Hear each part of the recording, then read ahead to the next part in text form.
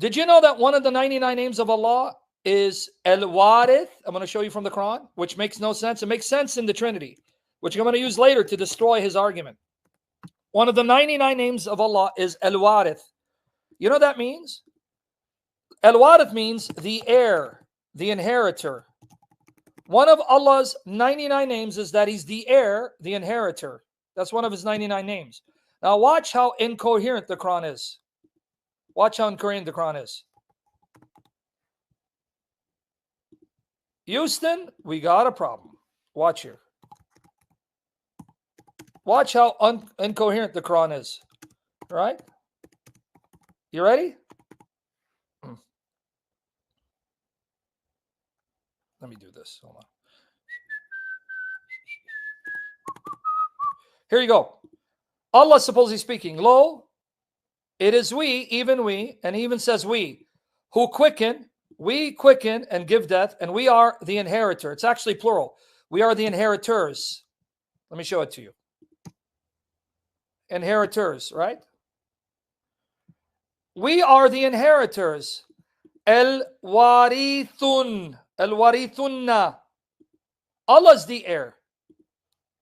Lo, we inherit the earth, and all who are thereon, and unto us they are returned. Again, we, us, right? Narithu al-arda. Nahnu. It's plural. And we, chapter 19, verse 80, shall inherit from him that whereof he spake, and he will come unto us, and he will come unto us alone, without his wealth and children. Again, our bearing, and we shall inherit from him that what he says.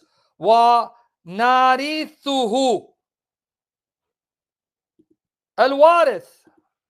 Oh, then this one is a doozy. Watch here. 2189. And Zechariah is supposedly the father of John the Baptist. When he cried unto his Lord, my Lord, leave me not childless. Thou art the best of inheritors. Wa anta khairu al-warathin. Khairu al-warathin. Warathinna. I'm confused, guys. I'm confused. You know why I'm confused? Now, I thought this pagan believes Allah is Rabbul Alameen, the Lord of heaven and earth, and he already owns everything. If he already owns everything, how can Allah be the heir, the inheritor? To inherit means you're inheriting from someone. Then why does Allah inherit things on earth and inherits what people leave behind when they die? And how can Allah be part of a group? Notice he's part of a group. He is among a group of inheritors, but he's the best one among them. So imagine a group, they're all heirs. Allah's among them, one of them, but he's the best of them. How the hell does this make sense?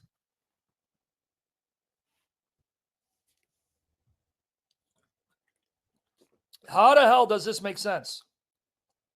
Now, as a Trinitarian, it makes sense. Why? Let me explain why. As a Trinitarian, if you have three distinct persons, or not the same person, one God, then you can have one person being the heir of the other. In other words, only the Trinity makes sense. Father, Son, Holy Spirit created everything together. Father, Son, Holy Spirit sustain everything together. Father, Son, Holy Spirit preserve everything together. And all creation belongs to them. And yet they have appointed the Son to rule over and preserve the creation they brought into being as their way of showing love to the Son. Now, Trinitarianism makes sense out of this. But wait, they tell me Allah's only one person. Ahad, Ahad. How the hell does this one person who is God inherit anything from anyone when he supposedly gives everything to everyone? And why is he saying we are the best of inheritors? It's plural. We will inherit. You see why this religion is a joke? You see why this religion is a joke and why they won't debate us? But you understand what this means, right? So, pagan, I want to ask you a question. Since Allah is the heir of heaven and earth, And yet Jesus said he's the heir of heaven and earth. He's Al-Warith. He's the heir who owns heaven and earth. Everything in heaven and earth is his. Doesn't that prove that the real Jesus from the real Gospels that you quoted claimed to be God? You understand what he just did? Who quoted Mark 12? He did. And in that Mark 12, Jesus said he's the heir. And in Luke 10, 21, 22, he said, all things have been given to him by his Father, who's the Lord of heaven and earth. And in Matthew 28, 18, Jesus says, all authority in heaven and earth has been given to me. So Jesus claims in Matthew 28, 18 to have sovereign, supreme authority over every creature in heaven and earth, over the entire creation. Well, according to the Quran, Allah's the heir of heaven and earth. He owns heaven and earth because he's the heir. And yet Jesus says he's the heir and he owns it.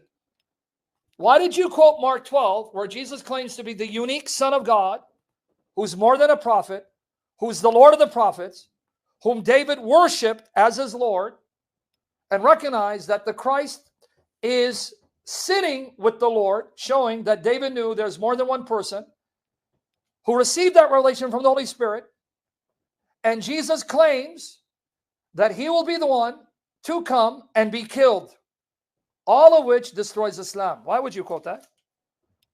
Why would you quote a chapter where Jesus says he's the unique beloved Son of God when all of the Quran is not a father and Jesus is not a son? Why would you quote that, buddy? Why would you quote that chapter and think you're going to get away with it? Why would you quote that chapter and think you're going to get away with it? You see how that works? You see how that works? So aren't you glad I decided to respond to this pagan who worships a false god and follows an evil prophet under the feet of Christ?